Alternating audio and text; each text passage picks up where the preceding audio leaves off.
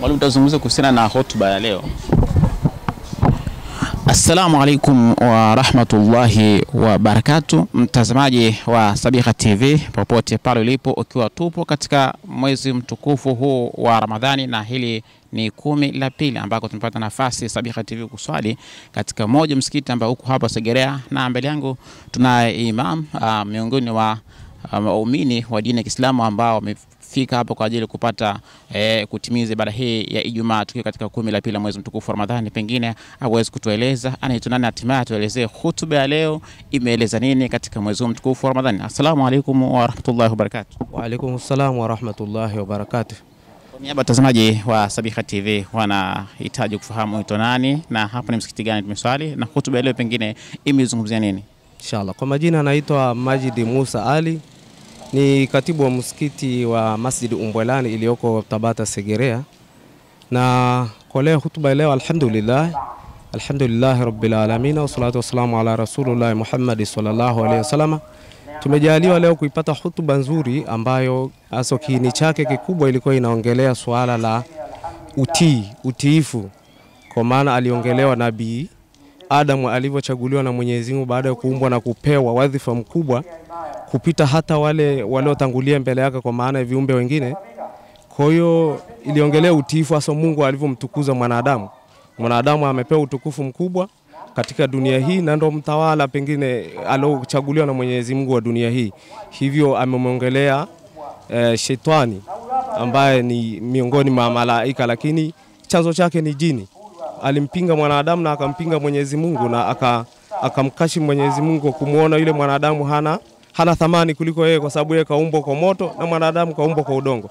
Kwa hiyo kwa ujumla hotuba leo ilikuwa inaongelea utukufu na ukubwa wa mwanadamu alivyochaguliwa na Mwenyezi Mungu katika kuiongoza dunia hii. Kwa hiyo hivyo ndivyo hotuba leo ilivyokuwa inaongelea, na inatupaswa tuheshimiane na tumheshimu pia Mwenyezi Mungu na tuheshimu na viumbe vingine kama alivyokusudia Mwenyezi Mungu kutuumba sisi.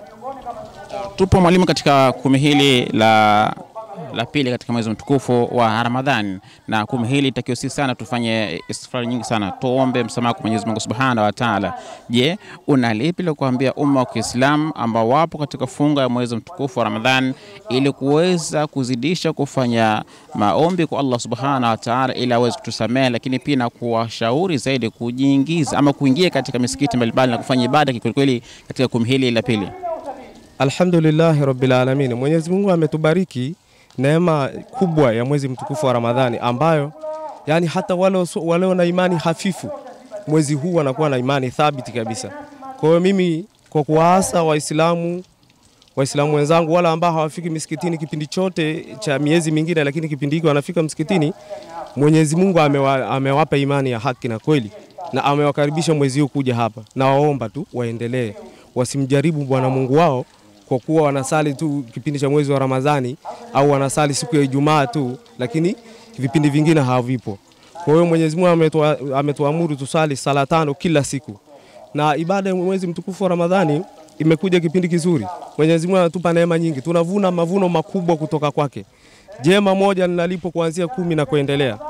Kwa hiyo mimi nawaasa Waislamu wote na Waislamu wote wajaribu kukitumia kipindi hiki cha mwezi wa Ramadhani kuboresha imani zao, na pale ambako wana makosa basi watubie na muombe Mwenyezi Mungu sana asiwarudishe katika ile hali ya kumkosea, kwa sababu sisi ni wa muda mfupi, tutaishi hapa na tutaondoka, na tunaona tuliokuwa nao wanaondoka na wanaendelea kuondoka. Imebaki ni zamu yetu sisi ni kujiandaa katika kufanya yale mema ili yaweze kutusaidia kesho akhera. Maisha ya mwanadamu ni mafupi sana chini ya jua. Hapa tulipo hatuelewi kuanzia baada ya muda huu ni nani ataondoka na unaondokaje. Kwa hiyo kikubwa ni kujiandaa na kufanya maandalizi ambayo yatatusaidia kesho akhera, kwa sababu ndio maisha ya milele. Naam. Kipindi hiki ni kipindi pia kizuri cha kuweza kuwatazama wale ndugu zetu yatima, wajane na wasiojiweza katika upande huu wa futari, lakini pia kuwapa misaada mbalimbali. Je, mwalimu, hili kwa upande wako unalionaje, na unawaambia wapi watu ambao wanajiweza ili kuweza kukimbilia hizi fadhila za kwenda kuwafuturisha watu katika namna mbalimbali kama vile watoto yatima na wengine ambao hawajiwezi? Heri kubwa sana iliyopatikana ndani ya mwezi huu. Utakapomfuturisha mtu hapo kipande cha tende, wewe una malipo makubwa mno. Kwa hiyo kuna watu wenye uwezo wao, wenye vinafasi vyao, Mtu una shilingi 1000, jaribu kuchukua hata kipakti cha tende kinapunje kadhaa, unakileta hata msikitini wakati wa kufungulia, watu wakifungulia, utapata fadhila kubwa sana. Lakini kuna watu pia wana mazingira magumu. Wewe una nafasi, una futari kwako imetosheleza, basi jalia na wale wengine ambao wanafunga kwa kipindi hiki, hana futari, hajui atafuturu nini, jaribu kutoa. Unapotoa Mungu ndo anapokuzidishia. Ukitoa Mungu huwa anabariki na kukizidisha kile ulichokitoa. Lakini binadamu tulivyozoea, mtu akitoa akiona kama imeondoka mfukoni basi anaona amepoteza.